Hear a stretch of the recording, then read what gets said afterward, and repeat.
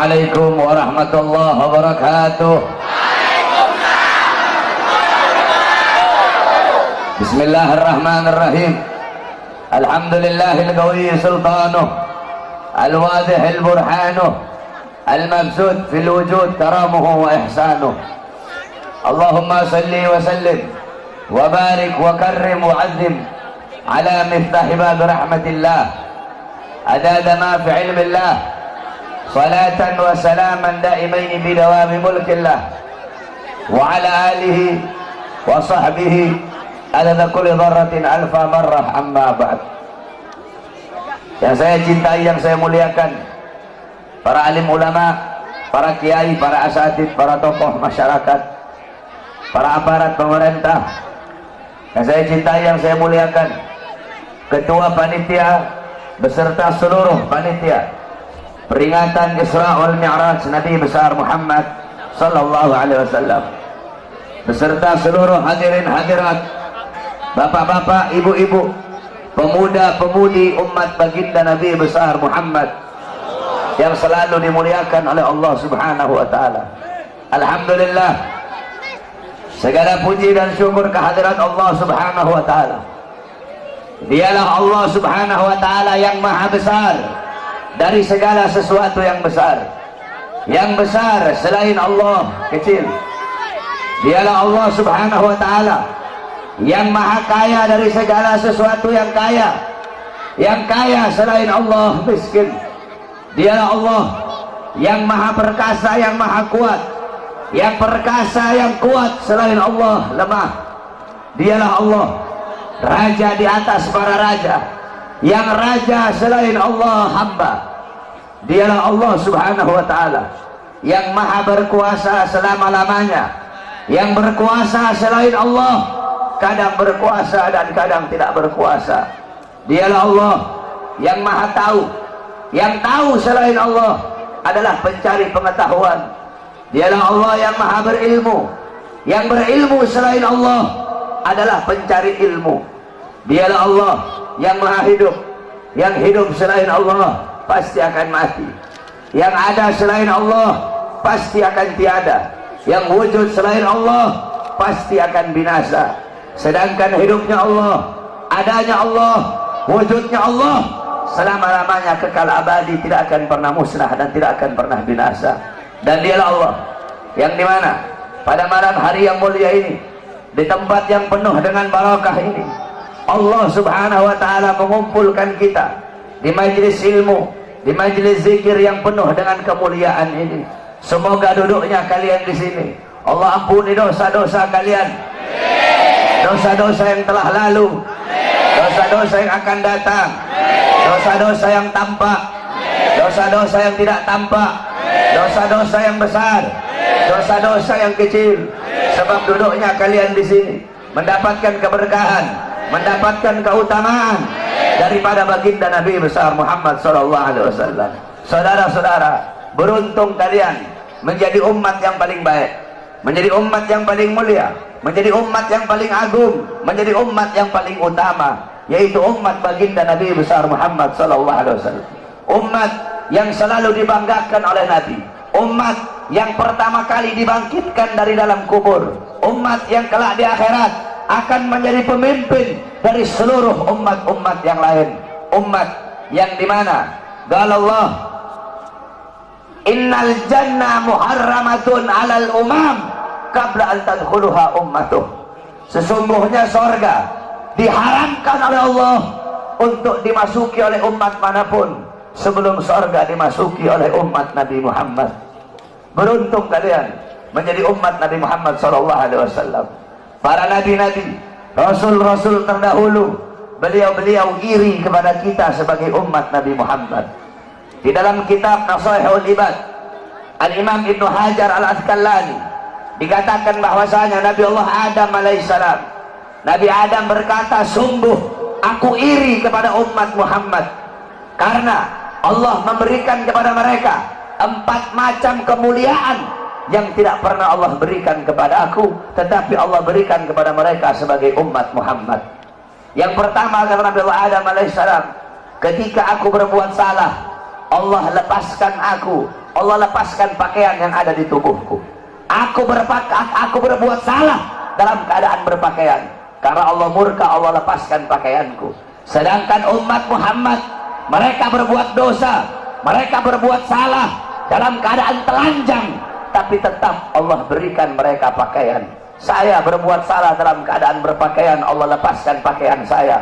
Umat Muhammad kebalik, mereka berbuat dosa dalam keadaan telanjang, tapi tetap Allah berikan mereka pakaian.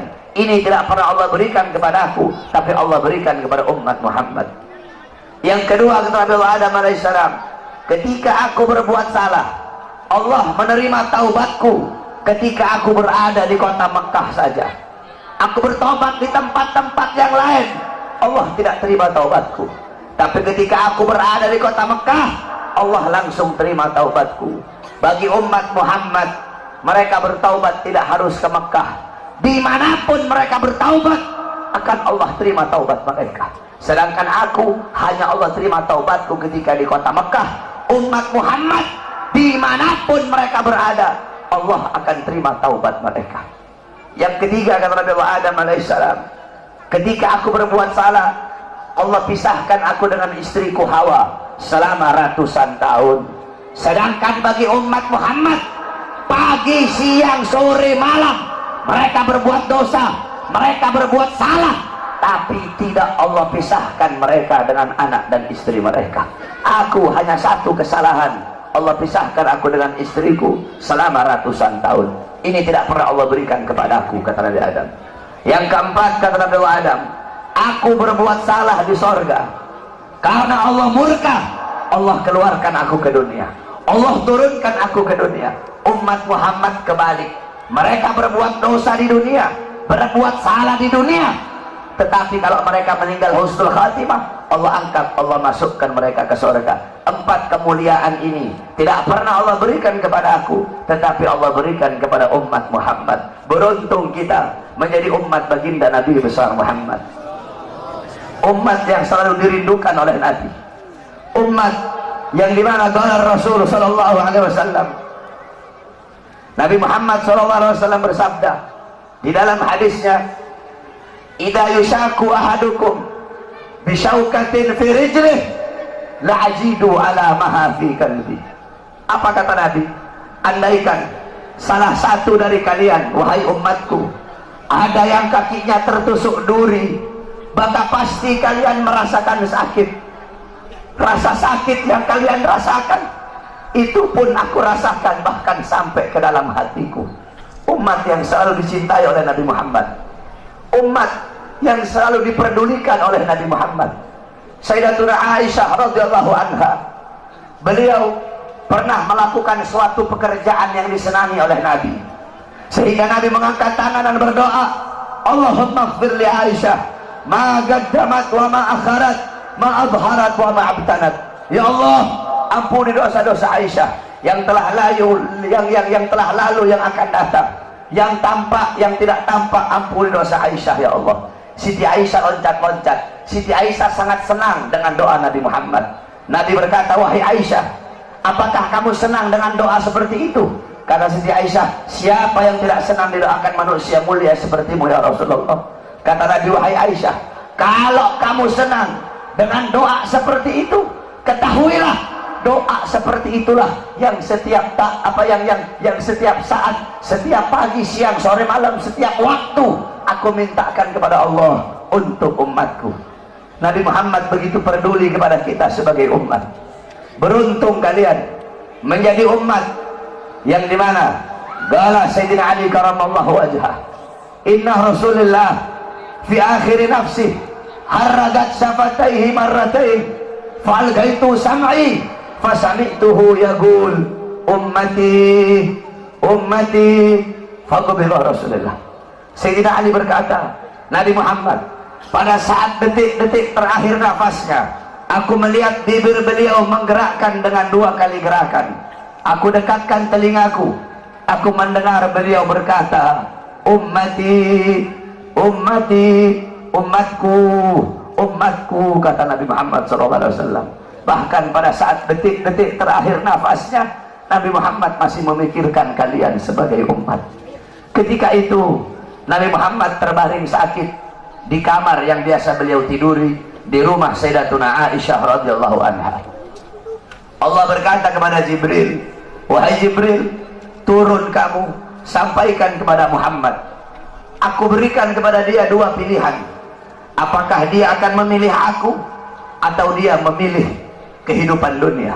Kalau dia memilih kehidupan dunia, akan aku panjangkan umurnya. Tapi kalau dia memilih aku, sampaikan kepadanya, pada hari ini akan datang ajalnya. Turun Jibril membawa firman tersebut. Kemudian Jibril menyampaikan, ya Rasulullah, Allah memberikan kepada kamu dua pilihan. Apakah engkau memilih Allah atau memilih dunia? Kalau engkau memilih Allah, pada hari ini akan datang kematianmu. Kalau kamu memilih dunia, Allah panjangkan umurmu. Apa kata Nabi Muhammad? Wahai Jibril, sudah tentu aku lebih memilih Allah. Bagiku kehidupan sebenarnya bukan dunia. Kehidupan sebenarnya bagiku ketika ruhku berpindah menghadap Allah subhanahu wa ta'ala. Pergi Jibril membawa kabar tersebut. Kemudian Allah memanggil Israel. Wahai Israel, wahai pencabut nyawa, turunlah kamu ke dunia. Pasang muka yang paling bagus, pasang wajah yang paling bagus. Kamu akan mencabut nyawa makhluk yang paling mulia, yaitu Nabi Muhammad. Kamu cabut nyawa dia, itu pun kamu izin dulu kepada dia.